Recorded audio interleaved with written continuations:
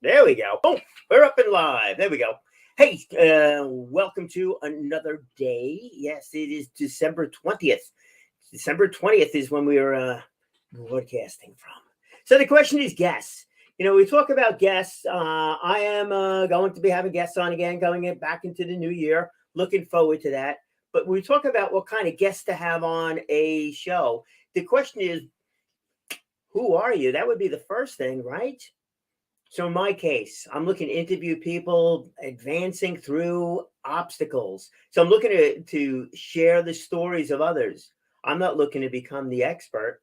I'm looking to share those stories outward for you to understand that there's a multitude of different things that we go through, some self-inflicted, some not, whatever. So those challenges that we go through in order to achieve something maybe we never would have achieved. Doug, good afternoon to you. You happen to be one of them.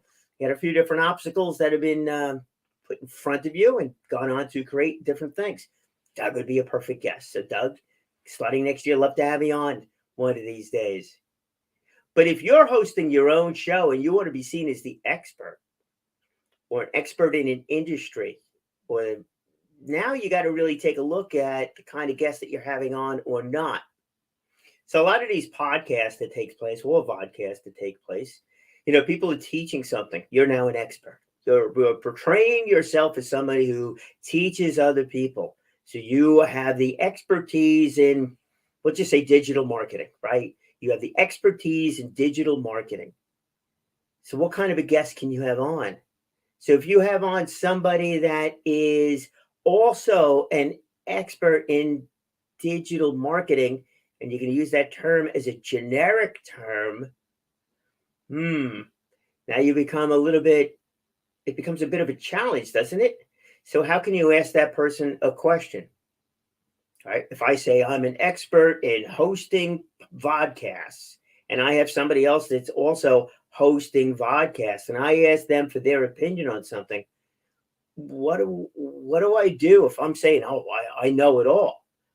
How can I ask a question? You can't. It's awkward doing that. And then they're going to give a response. And then then your response is, do you agree with it or disagree with it? If you agree with the way they do something and it's different than the way you do something, but you're the expert, you've got all the answers, you're not looking, you're no longer the expert. You're not portraying yourself. You're not going to be seen that way because you're now taking the advice of somebody else. So it diminishes your quote unquote as the expert in something. So be careful if you're going to be doing that, if you're going to be the expert host. Now, if you have expertise within an industry, now we got something a little bit different there. So remember, are you an expert or you have expertise in an industry? Think about that one for a second. I'm going to drink coffee. So let's assume I have expertise in an industry. Again, we'll use vodcasting as the industry. So I have expertise in it. So I have expertise in my way of doing something. This is how I approach it. You might approach it slightly differently. I'm sure you do. We're all different people.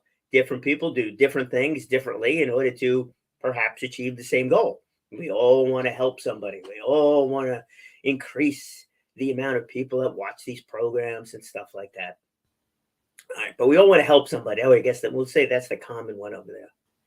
So now if I have expertise in hosting a show, I have my approach to doing it. What is my approach to doing it? It comes to, a guest. Well, that is that like to get everybody comfortable. She would chat, for a few minutes in advance, and a couple of easy kind of things. Get to know everybody, come up with a nice little intro, and make it happen. Other folks that have expertise in hosting a podcast or a podcast, same kind of thing. They want to tell motivational stories. Well, they might just go right at it, right at it. What was your problem? What did you overcome? How did you wind up in that situation? Be a bit more abrupt with it. Okay, that's their approach. And others would like to do that pre-interview. Have a pre-interview, a hour-long interview in front of a half an hour show to make sure they have everything. Others might like to have an intake sheet that is, let me rephrase, an intake sheet is a good idea. How to pronounce your name, what the website is, stuff like that. That I think everybody should do across the board. But an intake set of questions, some do, some don't. Like when I was interviewing people, I wanted to know what your end goal was. What was the message you wanted to deliver? I knew why I was having somebody on, but I wanted to know what that end goal was. Maybe you're hosting something and you have your own message that you want to deliver out, and you want to make sure that the guest fully understands the message that you're trying to deliver through their story, and you're going to work it through that way, and you want to know what they're going to be talking about. Okay, different. So you might have a whole intake form, not just a sheet, but a whole form. Is one way better than the other? Not necessarily. So that expertise in an industry, I would tend to say, actually, I'm going to say, it's not I'm going to tend to say it, I will say it, is that we all have different styles on interviewing. I've sat down with many people on that. And I'm talking just interviewing live to tape, or just live to tape. There's no editing involved over here. Forget about the editing. That's a whole different thing. But that live to tape or just flat out live interviews, some folks are much, much more comfortable having a lot of that structured out in advance. This way they know where it's going. Makes the host more comfortable, or it makes the host a bit more knowledgeable and gives the host a lot more direction. Maybe it also helps the host really come up with much more finite kind of questions. Think about that. So if I interview somebody and I don't formally prepare for that. In other words, I get an intake sheet. Intake sheet, your name, phone number, email, web address, some of the backstory, what your tagline is, or what your message is, and I just leave it like that. And you as a guest should know that you're going on a program where, advancing through obstacles and pretty much delivers the message as to what we're talking about over here. So some questions going to be in line with that whole thing. So now, and then the questions are just more flow of thought, just letting it just naturally progress, mostly naturally progress. Because if I'm interviewing somebody, I know what direction I want to take it in. Might have some surprises along the way, but still I pretty much know the direction we're going to go in. But I'm looking for the guest to talk more freely, that kind of thing. Not have prepared answers, but more freely. But more questions you give to somebody, the more they may prepare those answers. So that's why I like the idea of be more free-flowing, that train of thought type thing.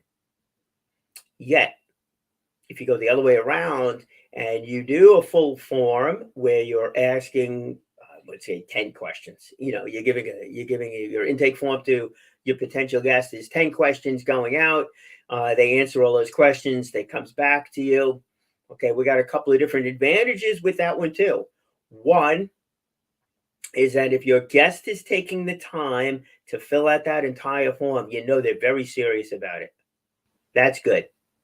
On the other hand, I give somebody a call, said, hey, how would you like to be on? They say yes. They come down there, might be totally unprepared, might be, not have full answers. I wind up taking a chance with that one. If you're filling out that form completely and giving full responses to it, well, now you as the host know that the person is serious about what they do, direction it's going to go in, and you're good in that respect. There's a difference between expertise in an industry and being an expert in it. If I'm going to tell you I'm an expert in it, I'm going to tell you exactly how to do it. My expertise, my way of looking at it is going to be different than yours. So therein lies the difference. That's it. I think the big difference with that.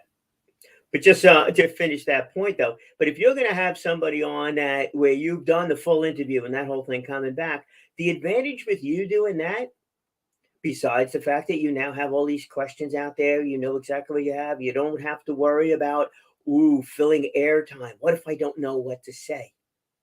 What if I've got 10 minutes left and I got nothing no questions that I know to ask? Well, you always have those questions you can fall back on. I take the chance of not having something to say.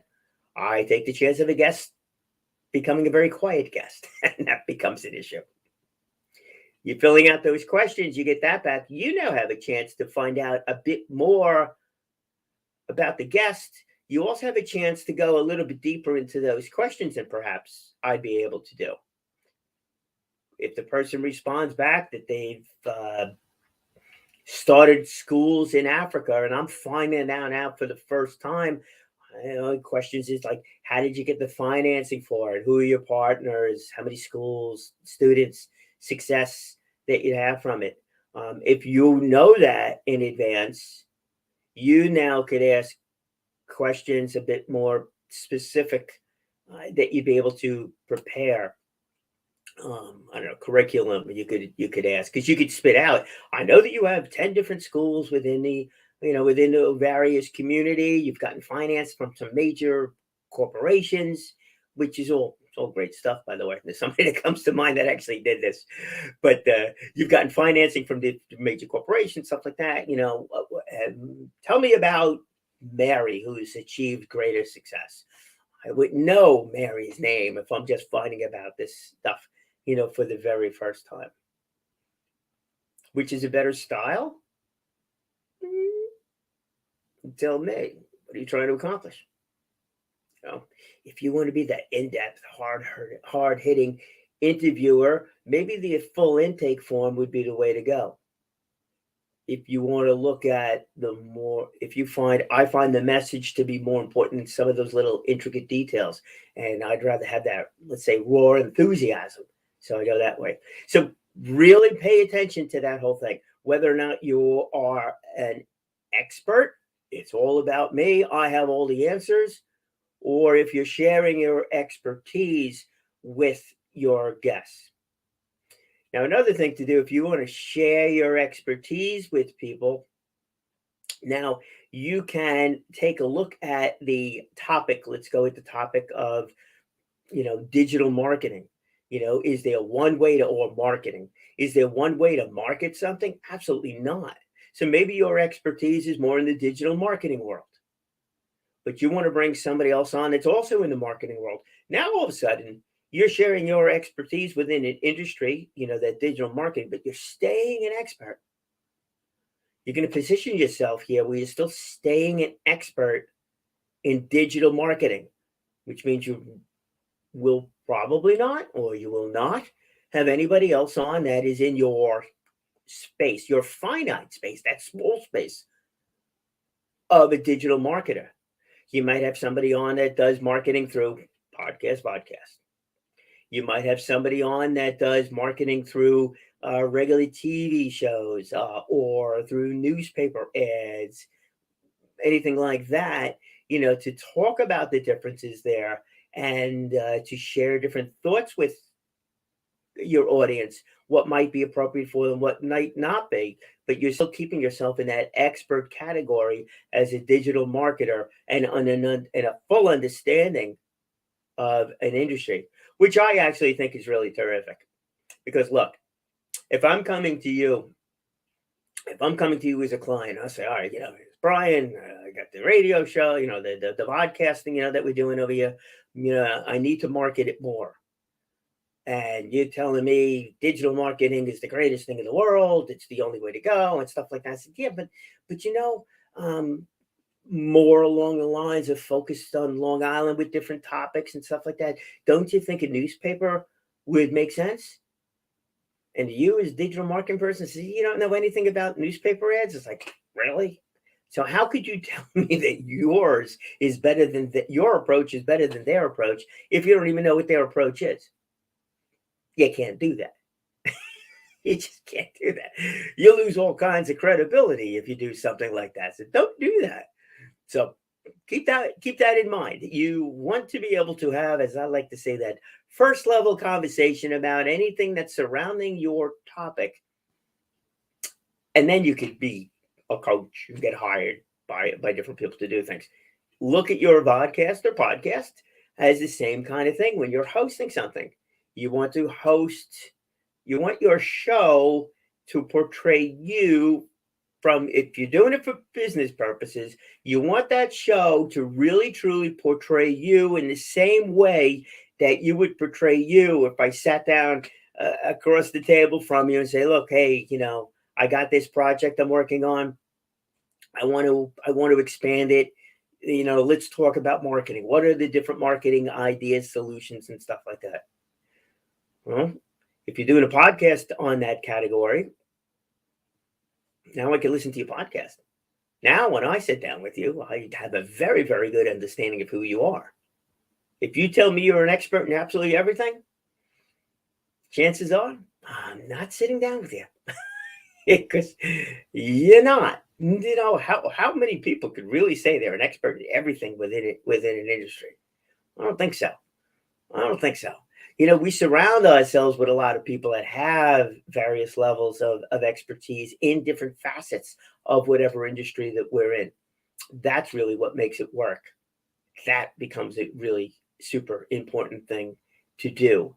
Let your show portray that one as that goes. All right. So you have that. Let's talk about editing. The wonderful world of editing. Let's talk about bringing that microphone a little bit closer too. And I still got to talk to our friends over there at StreamYard because I got so much white over here. I want to make this thing a little bit bigger and get rid of all that white background. That would help out quite a bit over here. All right. So what about editing? So if I do this podcast and edit, right, I go for about a half hour each and every time. So be it. Too short? Too long? I don't think it's too short. Is it too long? Well, some people say the attention span is a lot less than 30 minutes. So yeah, probably could be shorter. Could I get the same amount of information out in 15 minutes? Probably. If I'm speaking by myself, most definitely can. If I have a guest on, that becomes a little bit more challenging because there's the intro, the outro, that kind of thing. It's leading up to a question. It takes a little bit more time. If you're editing, that changes things around quite a bit. If you are editing a program, let's assume, and there's a few people that do they do their vodcasts and then they edit it down to a shorter length.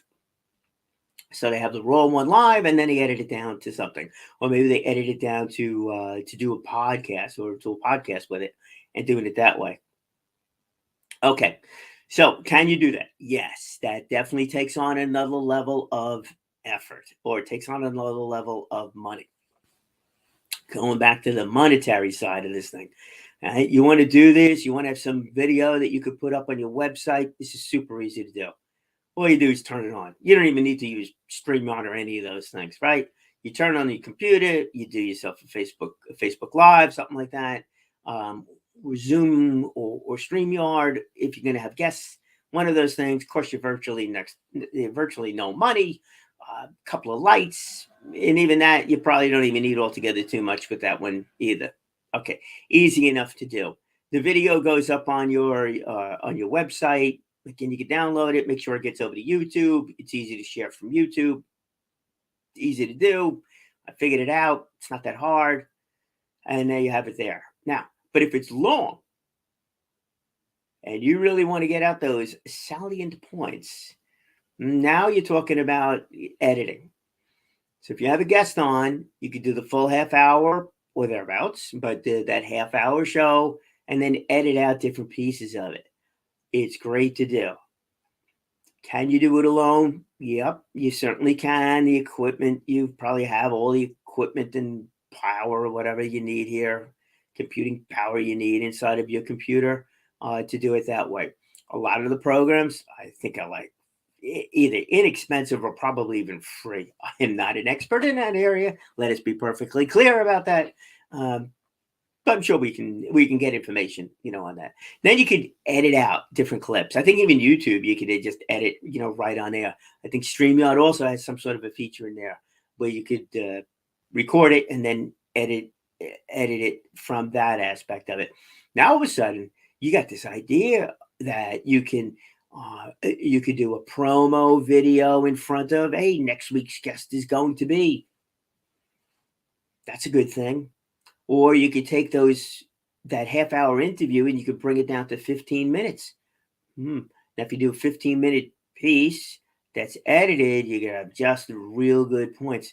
Now, all of a sudden, your questions that you ask could be a little bit different too, because you want to make sure that you have 3, 4, 5, say 15-minute show, let's say 5 real good questions that you are all set to ask. And then your lead-up questions, though, should really set up your guest to be able to go into them at various levels of detail, but to really have that mindset, that where you're going to steer them in the right direction, where they're going to come out with the answer that you're looking for, from them to share and do that. That's a different world. That is a different one. I have not done it where I have edited like that, but it would be interesting because if you do a half hour worth of really good content and then you try editing, I don't know if I want to cut that. It's like, that's not really it. You got to focus it down, really understand how much time you have of your edited one and how many real good questions and how many real good responses can you get in that amount of time. And if you did, 15 minutes, you did 5 questions, it takes you 30 seconds or something like that to ask the question. And then they respond for 1 or 2 minutes. Do the math. You're in there with the whole show. But you also have to make sure that your intro, not your standard intro, today is Tomato Talk, but I'm talking your intro of the guest. That also has to be done properly and completely, because now you have a very pointed direction that you want to take that show. And perhaps if you're good, you can even edit that in afterwards. And just be careful it doesn't get a little too canned. But, you can do that. It's a different skill set. All these things are different skill sets.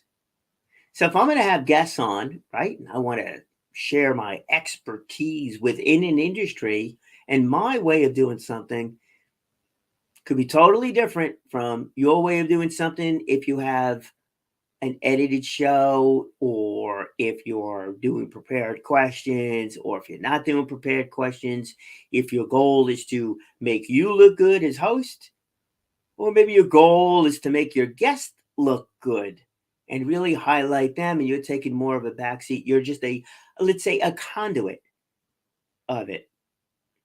In the past, and actually going forward, I'm looking to do that same thing. I'm looking to be more the conduit of it. In other words, I want to get that message out, is that regardless of the obstacles that we face, we do advance. We do move forward, or we can at least move forward. I know it's never going to be 100%. That's the reality side of things.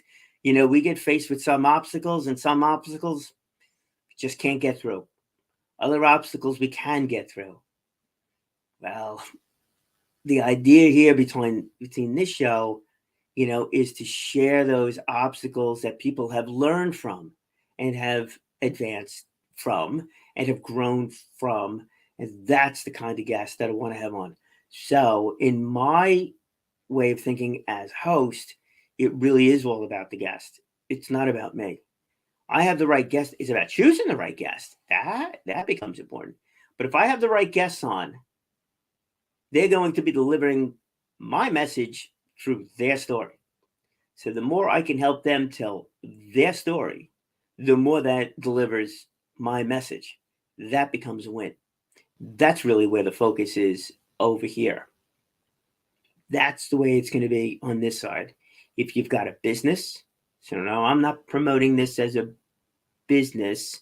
I'm sharing this or doing this more as a way of delivering a message. It's really it. It's a way of delivering a message.